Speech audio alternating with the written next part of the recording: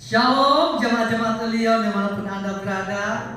Hari ini kembali kita akan memuji, menyembah Tuhan, dan mengucap syukur kepada Tuhan sebab karena anugerah Tuhan sehingga kita ada sampai hari ini. Mari kita bersatu di dalam doa. Bapa yang baik, kami mengucap syukur Tuhan untuk anugerah kebaikan-Mu dalam kehidupan kami. Sehingga hari ini Tuhan kami mendapat kesempatan untuk kembali memuji, menyembah Engkau.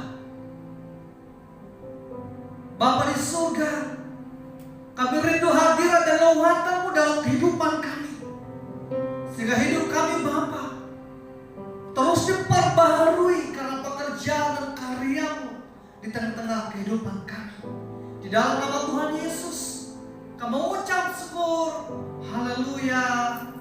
Amin. Mari kita nyanyikan pujian kita. Kaulah Tuhanku, Kaulah Rajaku. Haleluya. Kami bersyukur.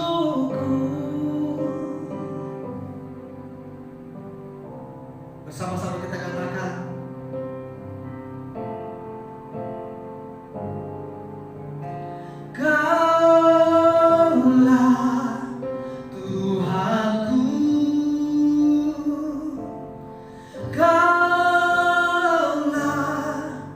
Raja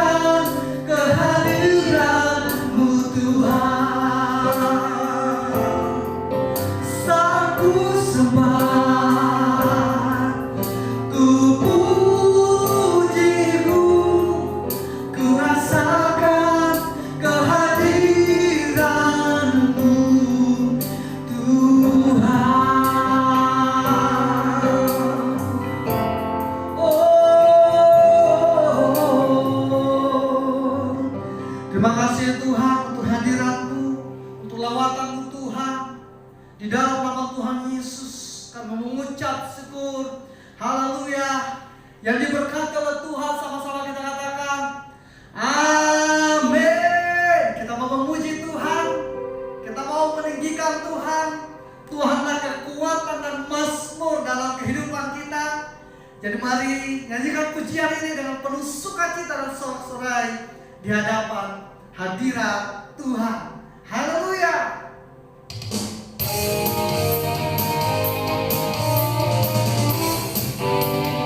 Bersama-sama kita mau memuji dan menyembah Tuhan. Haleluya.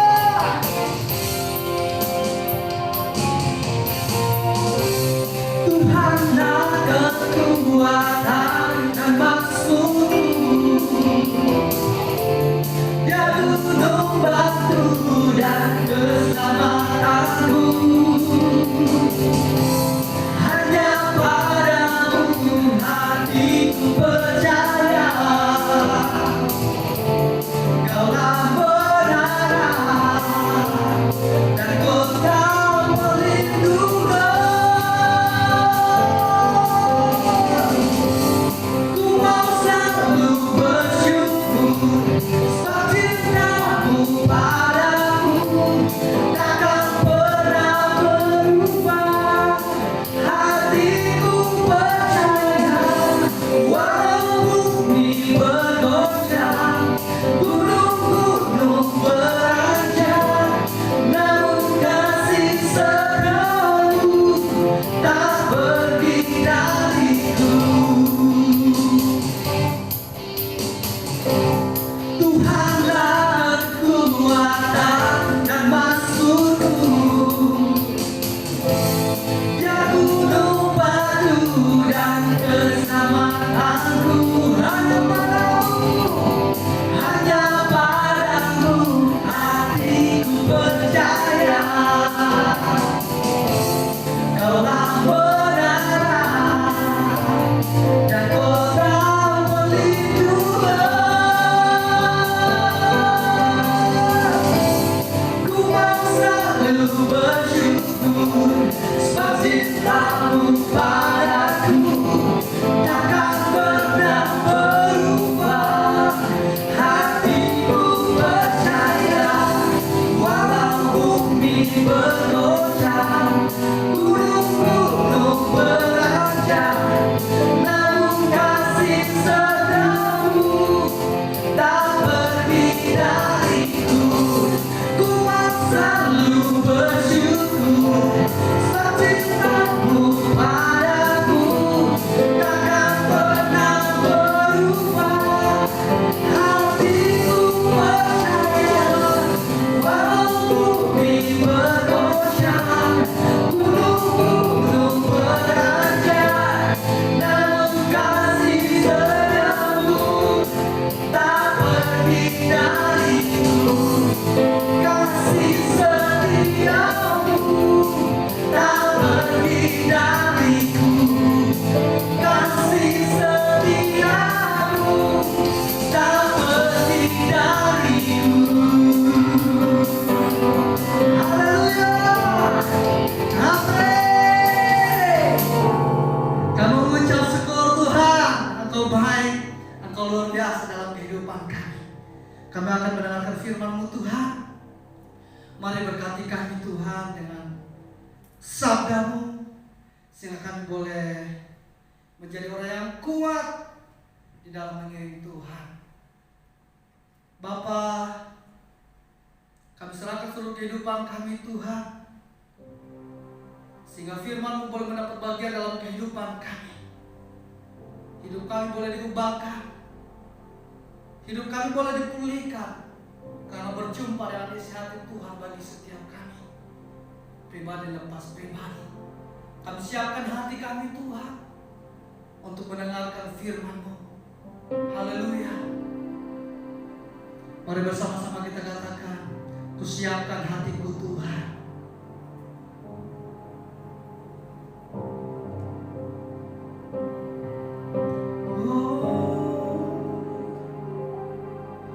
Ku siapkan hatiku Tuhan untuk dengar firman-Mu saat ini.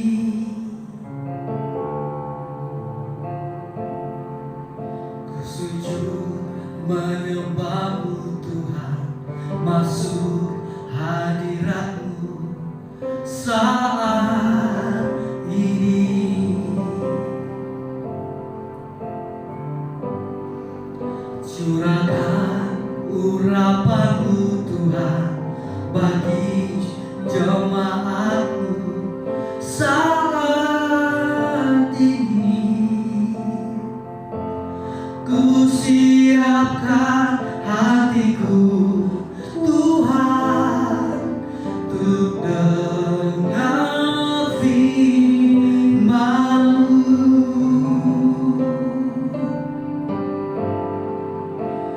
Firman-Mu Tuhan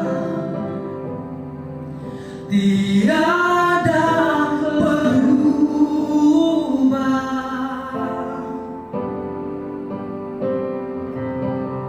Dahulu, sekarang, selama-lamanya tiada berubah.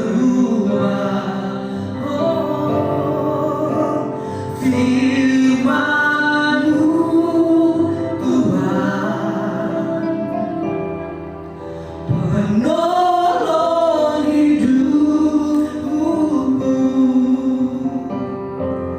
Ku siapkan hatiku Tuhan untuk dengar firman-Mu. Bersama-sama kita lagi pujian ini.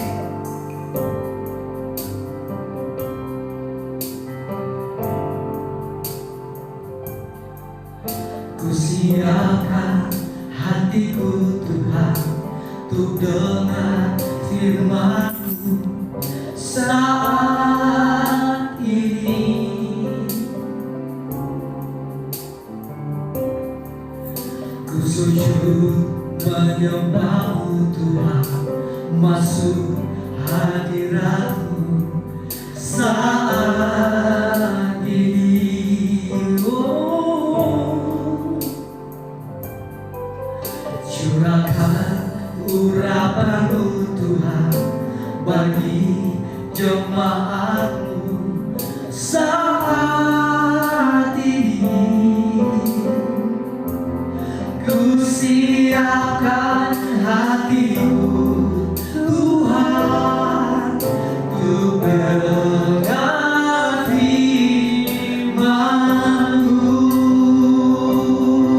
Oh, firman-Mu Tuhan tiada pernah berubah, tiada berubah.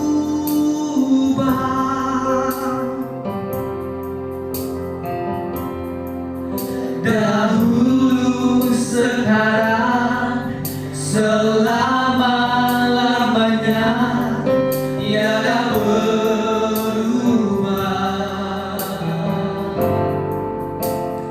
Firman-Mu Tuhan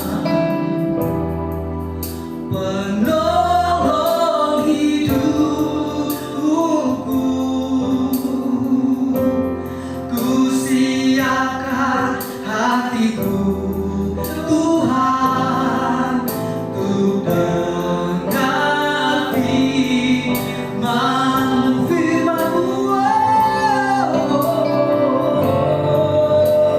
Firman-Mu Tuhan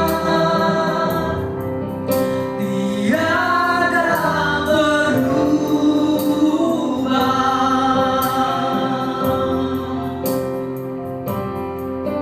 Dahulu, sekarang, selama-lamanya tiada berubah.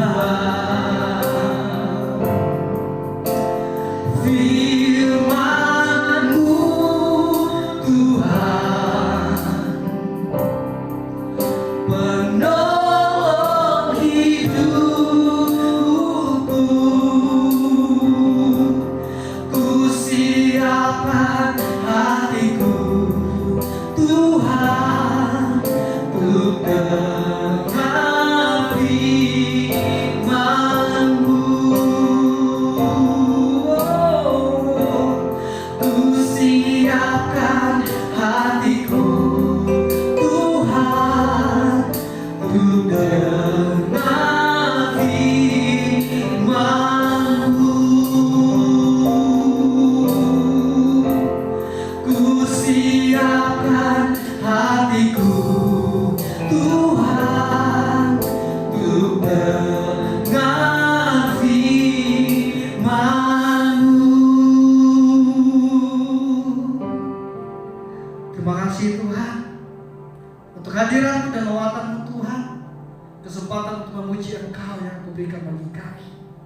Dalam nama Tuhan Yesus, kami mengucap syukur.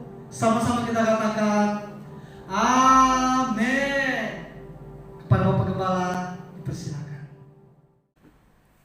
Mari kita berdoa. Bapa, di dalam nama Tuhan Yesus, terima kasih buat pagi hari yang indah ini. Kalau kami boleh kembali beribadah secara online, kiranya Tuhan, semua jemaat berada di rumah dan ada di gereja ini, persiapkan hati kami untuk mendengar kebenaran firman Tuhan. Jadikan setiap hati daripada umat-Mu menjadi ladang yang subur untuk taburan benih firman Tuhan. Benih firman yang siap ditaburkan, biarlah kiranya hamba sebagai penaburnya Tuhan, Engkau urapi hamba Tuhan. Biarlah setiap taburan menjadi benih-benih itu boleh jatuh di setiap ladang hati umat-Mu, boleh bertumbuh dan berakar dan berbuah lebat. Di dalam nama Tuhan Yesus, siapkan hati kami mau duduk di lembah kaki Tuhan untuk mendengar kebenaran firman Tuhan. Haleluya. Yang percaya sama-sama kita katakan amin. Shalom kepada semua jemaat berada di rumah. Apa kabar? Harapan Pak Gembala semua dalam keadaan sehat walafiat. Kita masih masih mengalami pandemi corona yang terus berlangsung hari-hari ini, yang membuat kita selalu berada di rumah, tetapi tetap kita harus sabar dan berjaga-jaga, jaga kesehatan, protokol kesehatan tetap harus dipatuhi, pakai masker, cuci tangan, ya, jaga jarak, itu tetap harus dilakukan sampai vaksinasi semua merata terjadi atau dilakukan terhadap kita di DKI ini. Itulah harapan daripada Pak Gembala untuk selalu berdoa kepada semua jemaat untuk tetap stay safe and healthy. Baiklah, kebenaran firman Tuhan pagi hari ini adalah temanya adalah waspadalah, yang kita ambil dalam kitab 1 Petrus 5 ayat ke-8, dan kita baca. Kalau jemaat mau ikut baca bersama-sama di rumah silakan. 1 Petrus 5 ayat yang ke-8, demikian firman Tuhan, sadarlah dan berjaga-jagalah, lawanmu si iblis berjalan keliling sama seperti singa yang mengaum-ngaum dan mencari orang yang dapat ditelannya. Banyak di antara kita dewasa ini tidak menyadari bahwa iblis itu seperti singa yang mengaum-ngaum, yang mencari orang yang dapat ditelannya. Kata ditelan ini dari kata aslinya adalah kata pino, yaitu kata bahasa Inggrisnya destroy, menghancurkan. Iblis ingin menghancurkan kehidupan umat manusia, ingin menghancurkan anak-anak Tuhan. Jadi iblis itu seperti singa mengaum-ngaum untuk mencari orang-orang yang dapat ditelannya, dapat dihancurkannya. Iblis tidak ingin kita hidup tenang-tenang saja. Iblis tidak ingin hidup kita damai-damai saja. Karena iblis kerjanya untuk menghancurkan, untuk destroy, untuk ditelan. Dan orang-orang yang dapat ditelan itu adalah orang-orang yang jauh daripada Tuhan. Orang yang tidak membangun hubungan intim dengan Tuhan. Mungkin orang sering ke gereja, dia datang ke gereja hanya sebagai batas rutinitas, tapi tidak membangun hubungan intim dengan Tuhan. Jadi orang-orang yang dapat ditelan atau dapat dihancurkan oleh iblis adalah orang-orang yang pertama dikatakan Kristen yang suam-suam kuku. Orang yang suam-suam kuku ini dikatakan dalam bahasa Yunani adalah kriaros, hangat-hangat kuku. Ya, datang ke gereja, kadang-kadang ingin, kadang-kadang enggak, kadang-kadang rajin, kadang-kadang malas, ya. Ikut persekutuan doa, kadang-kadang pengen, kadang-kadang malas, tergantung situasi, tergantung mood, tergantung suasana. Ini adalah orang-orang yang suam-suam kuku, Kristen yang suam-suam kuku, Kristen KTP barangkali. Jadi orang-orang seperti ini adalah dikatakan, digambarkan Kristen yang suam-suam kuku itu di dalam Alkitab dikatakan jemaat di Laodikia. Mereka rajin ke gereja, mereka sering berkumpul dan menyatakan dirinya sebagai orang Kristen, tetapi suam-suam kuku,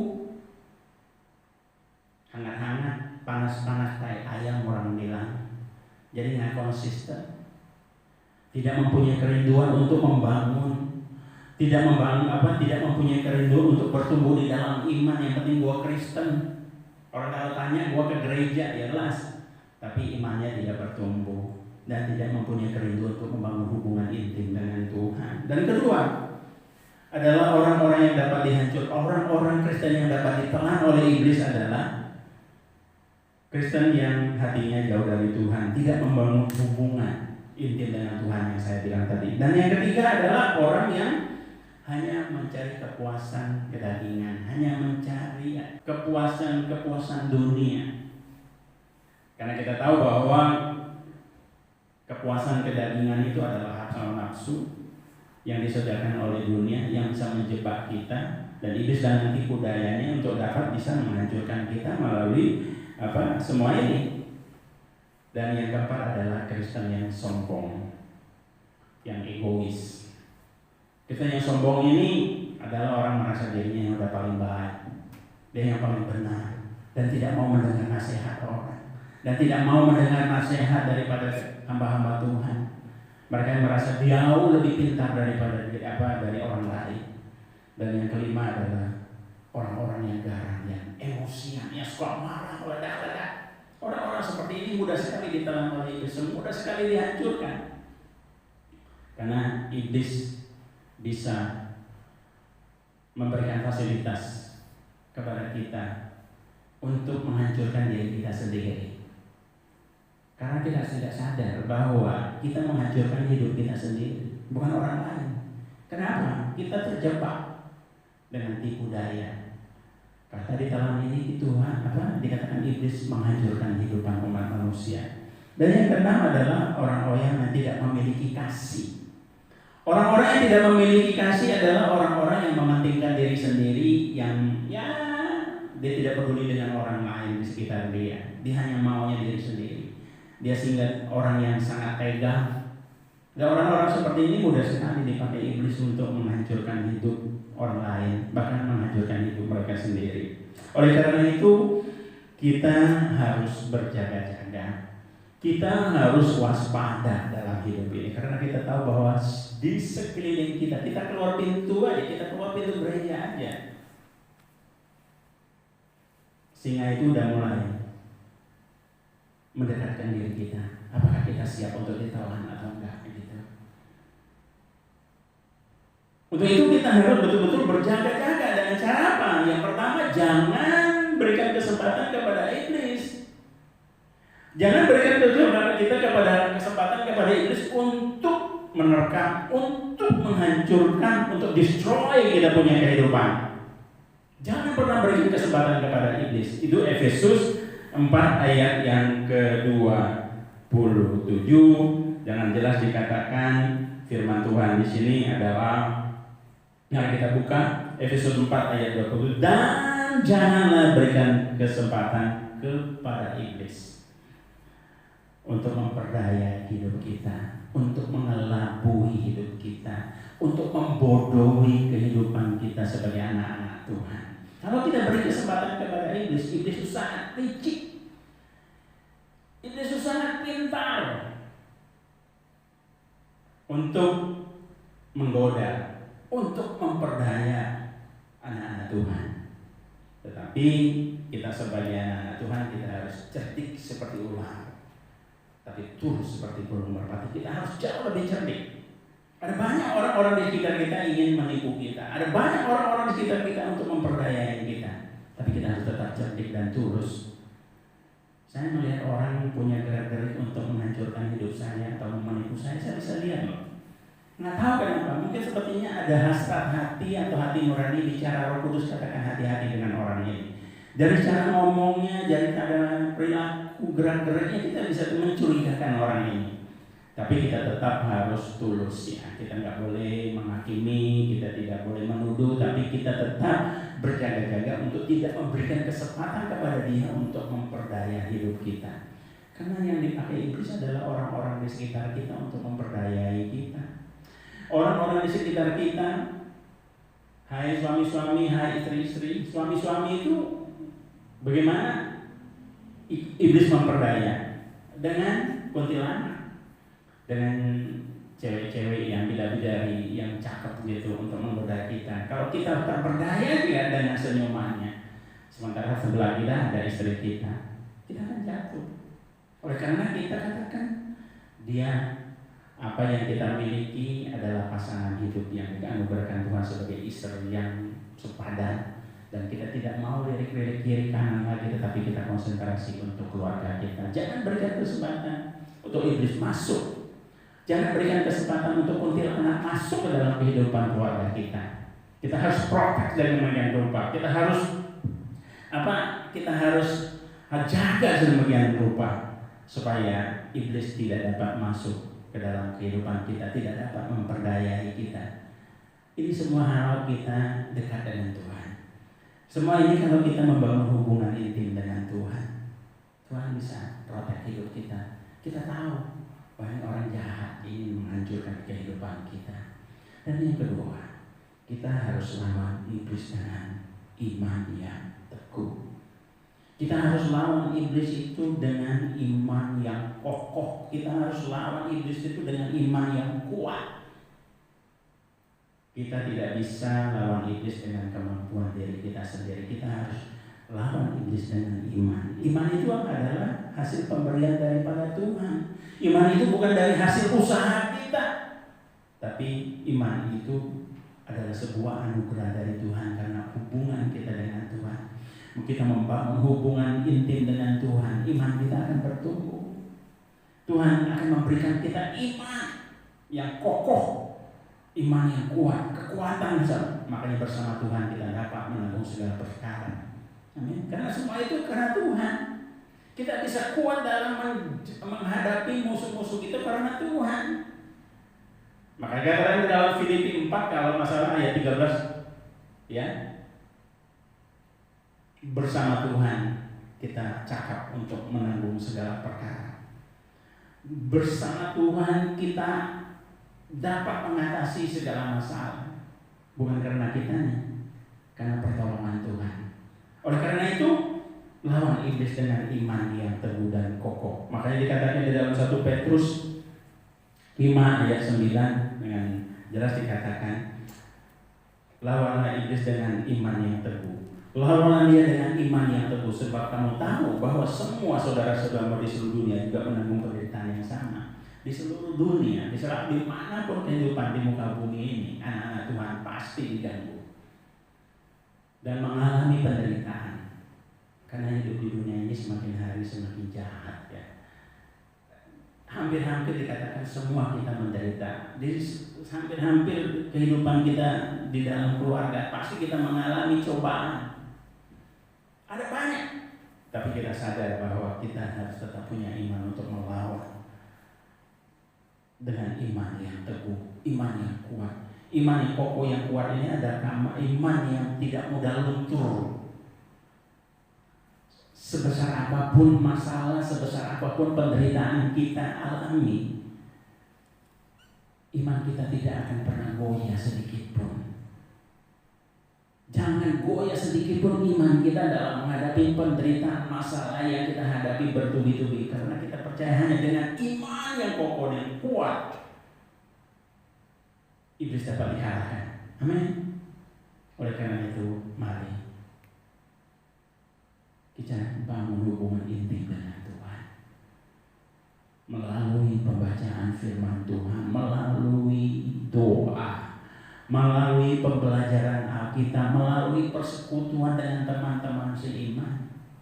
Iman kita akan bertumbuh karena iman timbul karena melalui pendengaran akan firman Tuhan, saling diskusi akan firman Tuhan, saling mendengar firman Tuhan, saling membaca firman Tuhan, terlalu berseru dan berdoa kepada Tuhan, minta tuntunan daripada Roh Kudus untuk kita memahami kebenaran firman Tuhan. Melalui itu Tuhan akan memberikan kita iman yang kokoh dan kuat, yang tidak mudah goyah dalam kita menghadapi masalah sebesar apapun, seperti apapun. Karena malah kadang-kadang mengalami Penderitaan kadang-kadang gak habis-habisnya. Fresya ngomong, Pak, kok penderitaan Pak, cobaan Pak kok banyak sekali ya. Saya bilang ya, kita selama masih hidup di dunia ini gak mungkin kita lepas dari penderitaan, masalah, cobaan. Yang paling penting kita bersama dengan Tuhan, kita cakap atau kuat menanggung segala perkara. Perkara apapun bersama Tuhan kita pasti jadi pemenang. Amin. Teman, kadang-kadang kita suka give up. Kuat, gua gak kuat, gua nyerah. Tapi di saat kita gak kuat, kita berseru kepada Tuhan untuk minta pertolongan. Tuhan, berikan aku kekuatan, aku gak mampu Tuhan.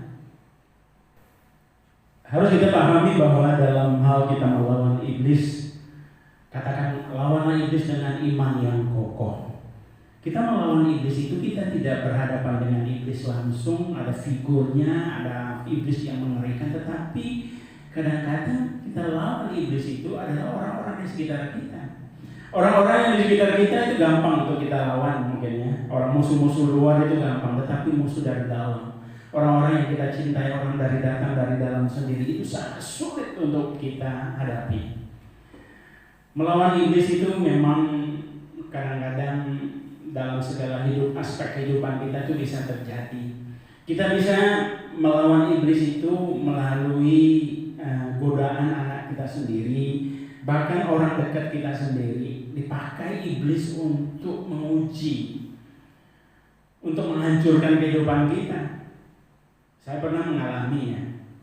Kadang-kadang terus terang saya pernah menghadapi lawan saya itu bukan orang luar ya. Kalau lawan saya itu musuh-musuh dari luar itu saya rasanya saya ambil katakan kuat dan selalu menang untuk melawan mereka. Tapi bagaimana kalau anak itu sendiri adalah anak saya sendiri? Saya pernah mengalami beban yang sangat luar biasa. Saya hampir nggak kuat, saya hampir kalah. Yaitu menghadapi anak saya sendiri, itu Andi. Andi itu orang yang keras sekali. Karena kerasnya kadang-kadang saya juga ikut keras ya. Padahal Tuhan sudah memberikan saya penglihatan jauh sebelum saya menikah, jauh sebelum saya mempunyai anak. Saya pernah memberikan kesaksian. Jauh-jauh hari Tuhan sudah memberikan penglihatan kepada saya. Pada waktu saya berdoa kepada Tuhan, saya bertemu di dalam mimpi kepada Tuhan. Tuhan memberikan saya satu perumpamaan sangat luar biasa. Karena terjadi percakapan dengan Tuhan, banyak hal yang saya tanya dengan Tuhan. Tapi saya dalam hari ini saya hanya mau kasih kesaksian sedikit aja, bahwa di dalam percakapan itu Tuhan memberikan saya satu perumpamaan, memberikan batu yang sangat keras untuk saya pecahkan. Dikatakan sini, pecahlah batu ini hai anakku. Jadi saya bilang, Tuhan, bagaimana saya bisa dapat memecahkan batu ini dengan tanganku? Saya tidak kuat. Saya mau memecahkannya dengan martil, dengan palu. Kata Tuhan, silakan. Saya ambil palu 1 kilo, saya pukul itu batu dengan keras, saya pikir dia pasti hancur. Atau batu itu lari dari saya jauh sekali, karena saking kerasnya.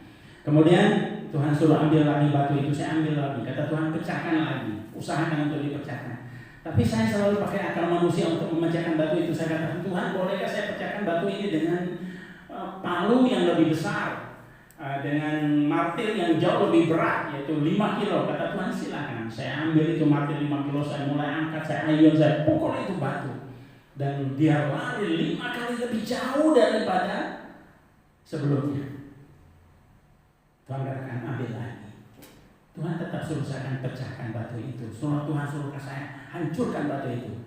Saya katakan, Tuhan, dengan 5 kilo mungkin nggak bisa hancur batu ini. Saya ambil, bolehkah saya ambil martil atau palu dengan 10 kilo seperti kayak palu godam gitu, untuk menghancurkan beton. Saya pikir ini pasti hancur. Kata Tuhan, silakan lakukan ya. Saya ambil taruh di alas batu yang paling keras, saya mulai pukul. Saya ayun itu palu dengan yang 10, saya pukul sekuat-kuatnya. Dan batu itu melejit jauh lebih, 10 kali lebih jauh. Di saat itu saya katakan, Tuhan, saya nyerah, saya nggak sanggup memecahkan batu yang keras ini. Kemudian Tuhan katakan, ambilkan batu itu dan berikan kepadaku. You tahu apa yang Tuhan lakukan? Tuhan dikasihkan lihat batu ini keras sekali. Tuhan pencet dengan tangannya, langsung batu itu pecah seperti debu. Lantas saya katakan, Tuhan, terang aja Tuhan. Kata Tuhan, enggak, ini sebuah perumpamaan. Batu ini adalah hati yang keras. Hati yang keras, kalau kamu lawan dengan keras, dia akan lari. Kamu pukul dengan keras, dia akan lari lebih jauh. Kamu pukul lagi dengan keras, kamu hadapi dengan penuh kekerasan, lebih keras lagi, dia akan jauh daripadamu. Apa yang terjadi? Ternyata Tuhan sudah memberikan penglihatan kepada saya bahwa nanti saya akan menghadapi batu yang keras itu. Siapa dia? Itulah Andika. Saya hampir nyerah sama Andika, saya hampir kalah, saya hampir katakan Tuhan saya nggak mampu, saya nggak kuat. Karena Andi itu kerasnya seperti batu. Tapi ada sisi baik daripada Andi. Saya belum ketemu. Saya karena dia keras, saya melawan dengan keras. Dan saya rasa saya papa, saya harus lebih hebat, saya harus lebih bisa menundukkan dia dengan kekerasan saya. Tetapi pada waktu saya melakukannya dengan keras, Andi jauh lebih keras daripada saya. Seperti batu itu. Di saat puncaknya saya berseru kepada Tuhan, saya berdoa, Tuhan, saya kuat hadapi anak saya sendiri. Sedangkan istri saya waktu diambil daripada Tuhan aja rasanya saya kuat, saya mampu, walaupun pada waktu hampir saya kalah. Tapi Tuhan kasih kekuatan. Tapi Andi nggak bisa, Tuhan, saya nggak kuat, Tuhan, saya give up, Tuhan. Tuhan katakan, masih ingatkah engkau batu yang keras? Saya kaget, Tuhan. Aku sudah memberikan kepadamu penglihatan bahwa engkau akan menghadapi batu yang keras itu. Bukan musuhmu, tapi anakmu sendiri. Waduh, di saat itu saya panggil Andi. Datang, saya ngobrol sama dia keras sekali. Saya coba keras, dia keras lagi. Tapi saya ingat Tuhan sudah memberikan pengajaran, penglihatan itu. Saya dengan lembut, Andi, Papa sayang sama kamu. Saya ngomong dengan lembut sekali. Saya nggak garang lagi sebagai seorang papa yang pengen menang sendiri. Saya katakan, Papa sayang sama kamu. Tapi kan Papa nggak bisa sayang kamu seperti saya sayang perempuan terlahir kamu dengan lembut. Tapi Papa sayang kamu, kamu tahu. Terjadilah percakapan itu tanpa sadar. Andi luluh, Andi luntur, dia tunduk, dia nangis, dia rangkul saya. Maafkan saya, Papa. Andi nggak pernah minta maaf sebelumnya. Tapi saya juga minta maaf sama dia. Saya, udah, kita mulai hari ini kita jadi teman, tidak boleh lagi kita ngotot, kita saling mau menang sendiri. Jangan ulangi lagi, Papa nggak kuat. Udah, saya pucak-pucak rambutnya, saya pegang, saya belai. Hari-hari ini kami punya hubungan yang cukup intim dengan dia. Inilah artinya kita harus berjaga, harus waspada. Jangan berikan kesempatan kepada iblis untuk menelan, untuk menghancurkan kehidupan keluarga kita, untuk menghancurkan keluarga kita, atau menghancurkan kehidupan kita secara pribadi. Saya hampir hancur loh. Saya katakan saya gembala loh. Saya ngajar orang banyak di dengar, masa kamu nggak mau dengar?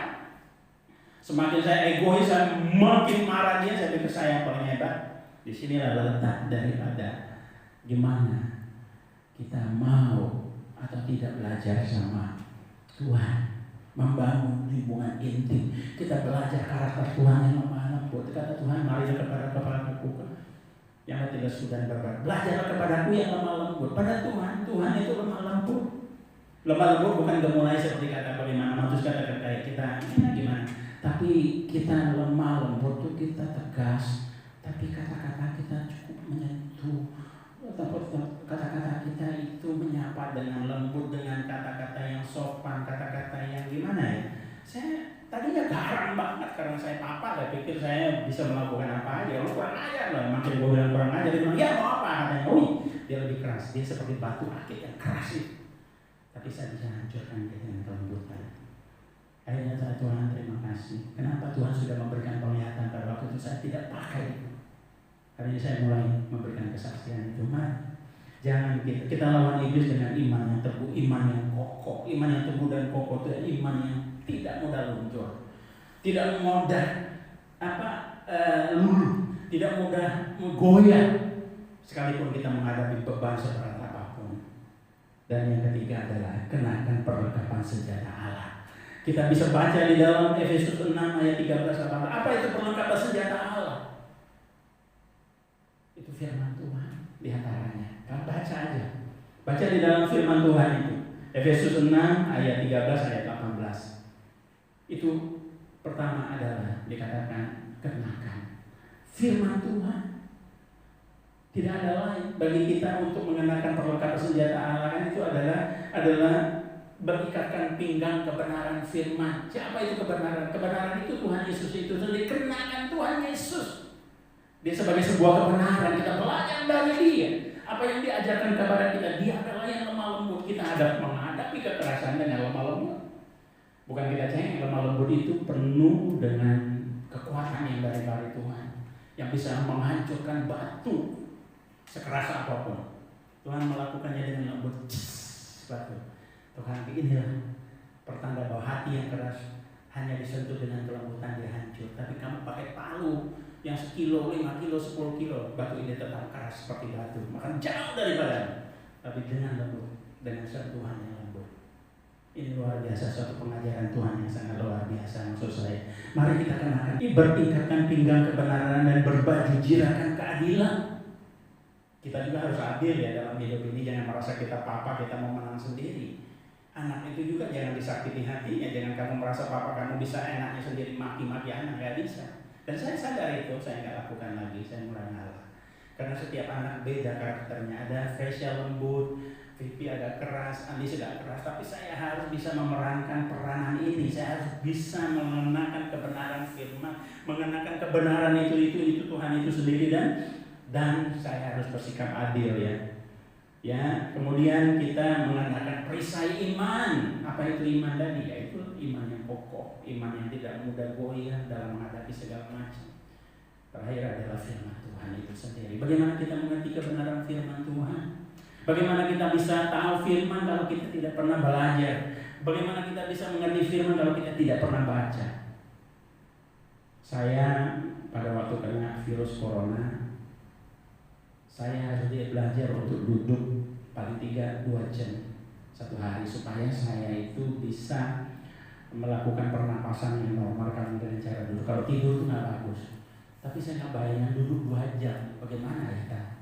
Nah, di saat itu saya ambil kesempatan untuk belajar dan baca firman Tuhan. Dibayangin, saya bisa baca firman Tuhan 1 hari itu 5 jam duduk gitu, tanpa terasa baca firman Tuhan. Dokter Bangga, Pak hari ini belajar berapa hari? Saya bilang 5 jam. Bisa 5 jam. Bagaimana kita bisa 5 jam duduk bengong begitu? Nggak, 1 jam aja nyerah. Tapi baca firman, nggak terasa loh. Ya perjanjian baru habis dalam hanya beberapa hari. Coba kita di rumah, mana tahan kita? Banyak godaan, banyak TV, banyak udah lama. Nggak mungkin kita bisa baca 5 jam. Tapi di dalam keadaan kesendirian di kamar saya bisa baca 5 jam. Kita belajar firman Tuhan, kita mengerti banyak kebenaran firman Tuhan, sehingga ada satu pemulihan yang sangat luar biasa, terjadi satu revival kembali, bahwa ke depan pelayanan saya ngomong sama Tuhan setelah saya sembuh dari sakit ini, saya tidak hanya semata melayani di GBI Lyon, hanya tidak konsentrasi kepada GBI Lyon, tapi juga pengen pergi ke daerah-daerah untuk melihat gereja-gereja yang perlu dibantu, gereja-gereja kecil. Saya sudah bicara sama Matius siap-siap ya, nanti kita kalau sudah normal kita ke Manado, kita pergi ke Jawa Timur, kita ke Kalimantan barangkali untuk melihat gereja-gereja yang kecil, gereja-gereja Tuhan yang perlu dibantu. Itu janji saya, supaya apa yang Tuhan berikan itu dapat saya lakukan. Mari kita hidup waspada dan berjaga-jaga di dalam hidup ini, di dalam nama Tuhan Yesus. Bapak, di dalam nama Tuhan Yesus, terima kasih atas kebenaran firman Tuhan. Biarlah kebenaran firman Tuhan yang singkat ini Tuhan bisa memberkati semua jemaat yang di rumah ya Tuhan. Hamba-Mu kalau mencuri kemuliaan-Mu ada yang salah, tolong ampuni dosa hamba, ampuni kesalahan hamba. Sempurnakan kebenaran firman Tuhan melalui Roh Kudus sehingga semua jemaat mengerti, sehingga kebenaran firman ini boleh merema dalam kehidupan mereka untuk mereka renungkan siang dan malam, sehingga bisa menjadi kekuatan, bisa memerdekakan kehidupan mereka dari jeratan iblis, daripada tipu daya iblis. Di dalam nama Tuhan Yesus kami telah mengucap syukur dan berterima kasih. Haleluya. Yang percaya sama-sama kita katakan amin. Sebelum kita menutup ibadah kita hari ini, mari bersama-sama kita nyanyikan Kami Memuji Kebesaran Tuhan.